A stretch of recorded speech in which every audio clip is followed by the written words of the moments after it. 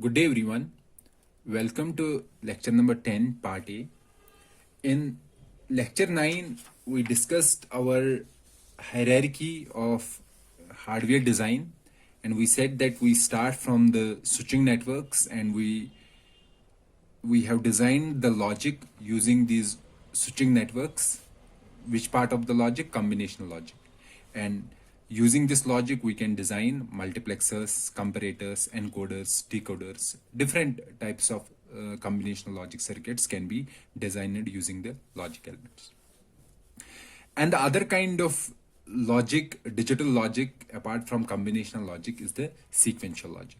And the focus of today's lecture will be the sequential logic and how using that sequential logic we can design registers.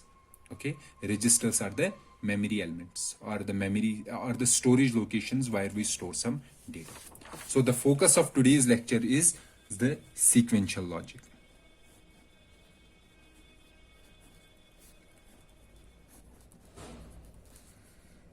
As we have said previously, sequential logic include the circuits that remember or store information.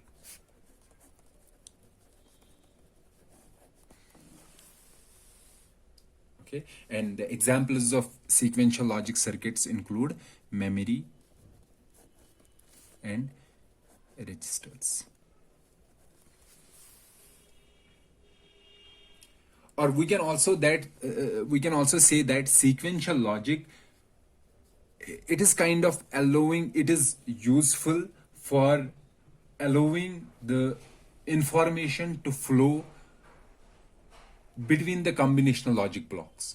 Okay, what I mean to say that, let's say we have some combinational logic circuit here and we have another combinational logic circuit.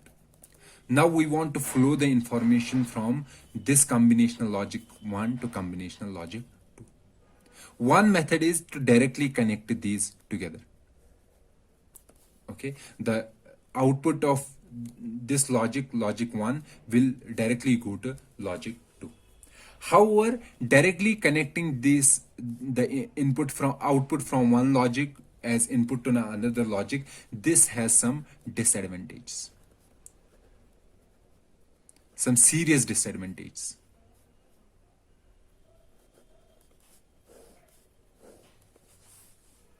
Okay, what is to understand the disadvantages, let me give an example. Give an example of an accumulator.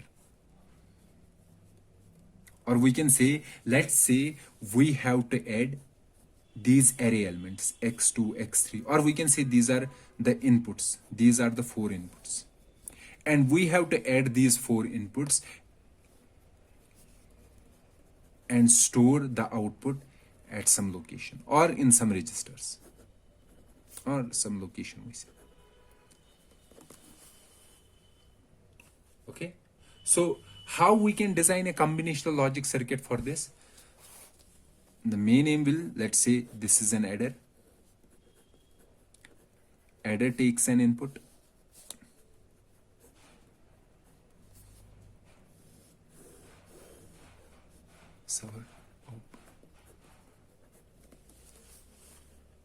Let's say this is our simple circuit. And here we are saying that input comes after one after the another. This comes in cycle 1. This comes in cycle 2. This in cycle 3. This in cycle 4. Okay, so in cycle 1 we have x1. Now x1 goes to adder. Output will be simply, output is initially 0. So x1 plus 0. So output will be x1. Now it is coming here at this point. Okay, in the next cycle comes the x2. The output will be x1 plus x2. In third it will be x1 plus x2 plus x3, x1 plus x2 plus x3 plus x4. Let's say in the first cycle x1 came. Okay, and after completing this, here we have x1. Now let's say we are in the same cycle. This x1 will appear at the adder again. This x1 will come at the adder again, and in the same cycle it will compute x1 plus x1. So directly connecting the output to the input, okay, it has the disadvantage that it will keep on adding the same value again and again. Okay, so we require some delay here. Some delay should be there so that when this cycle completes, then only this output should appear at the input. Okay, then only our addition will be correct. So if we have some delay here, let's say some delay is there. After having the delay, the next cycle comes, we will send x1 here again. So here the input will be x2. So it will come x1 plus x2. At the output we will have x1 plus x2. Now we will provide another delay of one cycle. Okay, after this cycle completes, this goes again here. So here we will have x1 plus x2. Okay, so we want that each x value should be applied in succession, one per cycle, and this output should also come after that particular cycle is completed, instead of coming in the same cycle.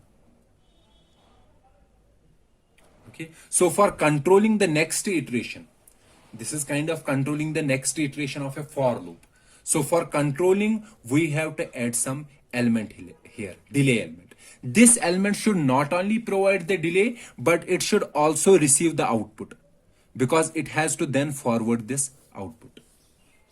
Okay, this delay element we called the register. This register not only takes the output, it stores the output, and also it gives this output after some time.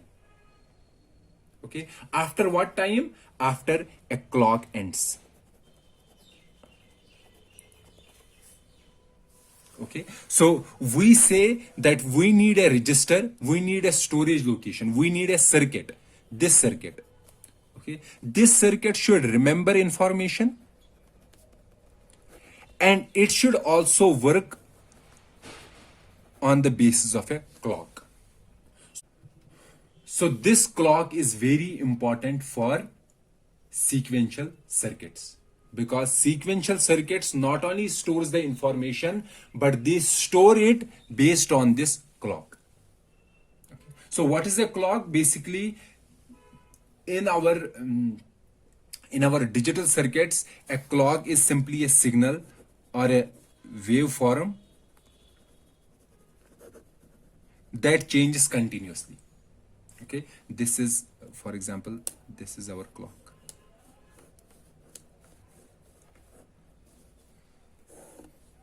And this clock determines how fast our circuit is. Okay, if our clock is running very fast, that means we can store the information very fast, and we can also process it very fast. But we cannot make the clock very fast randomly. This has some limitations, and this has some, we can say, we have to keep some things in mind before designing the clock. How fast should it be, and what is the maximum possible limit that we can reach in making the clock. So we will discuss why we cannot. For example, your current processors, the clock of current processors is, let's say, 3.4 gigahertz is the maximum. Okay, so why we are not increasing the frequency of clocks?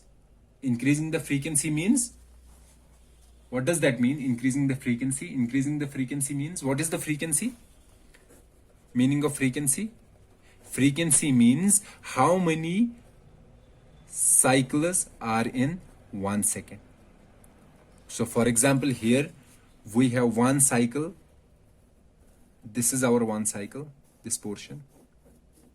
And the same cycle repeats again. And in every cycle you can see, for example, this is our one cycle. We have one rising edge and one falling edge. So this is the rising edge, this is the falling edge. So in a clock period, we have one rising edge and one falling edge. This is called a clock period. T. This is the clock period.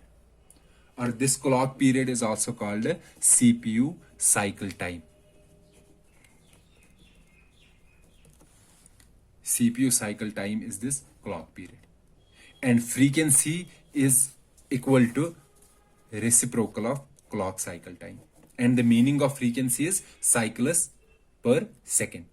Okay, and frequency is 1 divided by t. T means clock period. Having a small t means having higher frequency. Having a large t means having smaller frequency. So we want our circuits to have higher frequency. Higher frequency means small clock period. Okay, so this is our clock, and our registers or our sequential logics, they only respond to either to a falling edge or to a rising edge. We design our sequential circuits such that they become active at one of the edges, at the rising edge or at the falling edge. Okay, so I am going to explain this in great detail. Please be with me for some time. So as I said that we require registers.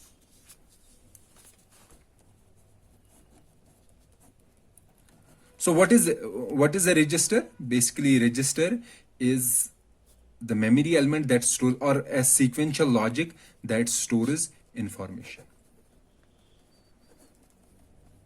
And the information storage is controlled by a clock.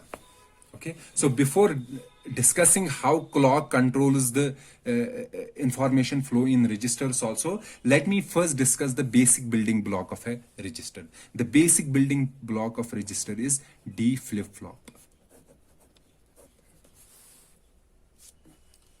Okay, so you may be aware about the flip-flops. What is a flip-flop? For example, here let me make a d-flip-flop. These are cross coupled NAND gates.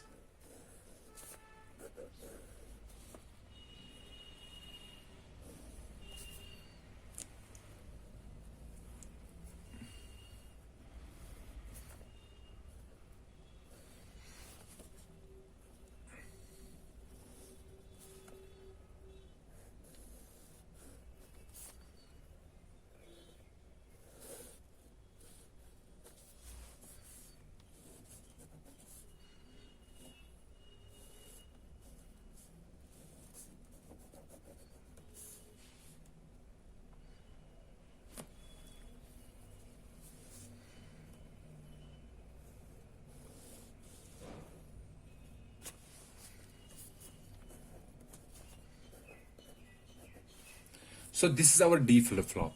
If D is 1, the output will be 1. If D is 0, the output will be 0. Q is our output. D is 1, output is 1. D is 0, output is 0. We make a D flip-flop like this. This is our flip-flop. Seeing a clock, and this is our D, this is our Q. This is our input, this is our output. So this D flip-flop, if D is 1, okay, D is 1, clock is, let's say, clock has now started becoming 1. So clock is 1, rising edge. So this will be, it has started becoming 1. So when clock becomes 1, then only Q will be 1. If let's say clock is on this falling edge, okay, clock is on falling edge. If the clock is on falling edge and D has become 0, okay, so if clock is on falling edge, there won't be change in the output Q. So output will be still the previous value, and the previous value is 1. Now if again it comes at the clock comes at the rising edge, at this particular point it will find what is the D. D was 0, so the output will be 0. So the output, the input is reflected at the output only at the rising edge of the clock. Okay, so we can say D flip-flop is a positive means rising edge, positive edge triggered. That means when the clock is on a rising edge, whatever is the input, that is stored at the output. and the same remains always till the input changes and clock again becomes the positive edge or the rising edge.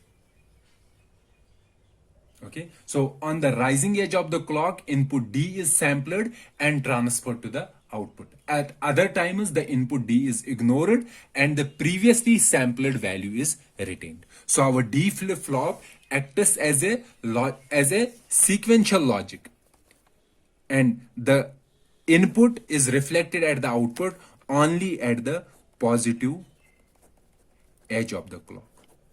So the clock we can say it controls the transfer of input to the output. So this acts as our memory element that stores the information. Okay, so this D, if we want to store this D, okay, whatever this D is, it will appear at the output only at the rising edge of the clock. Now let's go to the registers. What is a register? Basically, let's suppose register is of 32 bits. So basically register 32 bits means there are 32 D flip-flops together.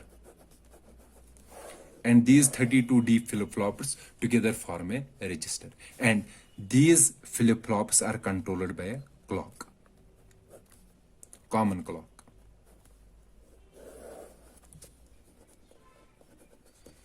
Now let's go back to our accumulator example. Let's see our accumulator example again. That sum of 4 inputs x1, x2, x3 and x4. Okay, this is our adder.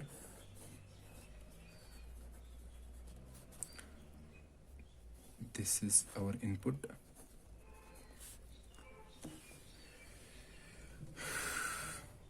This is our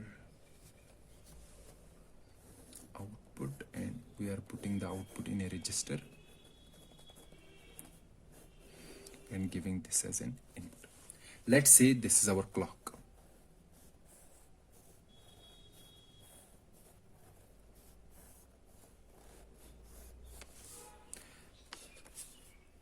This is clock 1, clock 2nd, cycle 2nd, cycle 3rd, and this is our cycle 4th. Let's say in the first cycle, this first cycle, here we input is x1. What is the output? Output will be x1. When will this output be stored in the register? We know that basically this output, this x1 is input for the register. Okay, this is input for the register. When will this input appear at the output? Okay. This input will appear at the output, okay, only at the rising edge of the clock. So at this rising edge, this will be x1. Now the cycle has not completed. Okay, so this x1 will come here. Now input is still x1. Okay, let's see, the problem in the previous approach was x1 was getting added to x1 again. So here also x1 will get added to x1 in the same cycle. Okay, but since rising edge has completed, there is no rising edge, this output will not appear at the input, or we can say this output will not go into the registers. This x1 will be plus x1 will not go into the register. So in the register itself there will be again x1 only. Now cycle 2 has completed, cycle 1 has completed, started the cycle 2. Here the input became x2. And what was the output from register? It was x1. So x1 plus x2. What will appear here? x1 plus x2. Okay. Now, since we are, let's suppose we are here in the clock, this output will not go into the register because this output will go into the register only at the rising edge. So when we have rising edge, this output will go into the register. Okay, so the new value in the register will be x1 plus x2 at this rising edge. Now this x1 plus x2 will come here. Here still we have x2. if x2 gets added, it will be x1 plus twice x2. But this output will not go into the register, because the output will go into the register only at the rising edge. So in register, we have only x1 plus x2. So second cycle is completed, comes the third cycle. In third cycle, we have x2 plus x3. The same approach is repeated, and finally in our register, we will be having x1 plus x2 plus x3 plus x4. So we can see that this register is not only used to hold the information, but it can also be used to delay the output. Okay, so using the clock, we can maintain the information in the registers or in the sequential logic elements. So we can say sequential logic elements, they are used not only to store values for some time, but they also help to control flow of information between logic blocks. If we have to provide some delay so that output is given to another combinational logic after some time, then for providing that particular delay, we need sequential logic elements. So previously I said that if we have some combinational logic block 1 and combinational logic block 2, we can simply take the output as input to the second block. However, we require some delay in between these two combinational logic blocks to control the flow of information. And for implementing this control, that is done with the help of our sequential logic elements. And the basic element is the register. So registers are used to hold up the, not only to hold up the information for some time, but also control the flow of information between the combinational logic elements. So if we only have combinational logic elements, we don't have registers, then this operation will be completed in a single cycle. Okay. However, by keeping the registers in between, and this is not always right whether we will have the right output or the wrong output. So this is not guaranteed. However, to guarantee the right output, okay, and to control the information flow between the combinational logic elements, we need some state elements in between to implement the delay and to store the information temporarily, and these sequential logic elements are called registers. Okay, so I hope you understood the usage of registers in our circuit. So our complete digital circuit is not only made of combinational logic, but it is also made of sequential logic elements. So combinational logic and sequential logic together help us to design our system, in which we have to not only process the information, but also store the information and control the information flow from one circuit to another circuit. So for processing the information, we require combinational logic elements, and for storing and controlling the flow of information, we require sequential logic. So combinational logic is used for we can say the processing, and sequential logic is used to storage and control.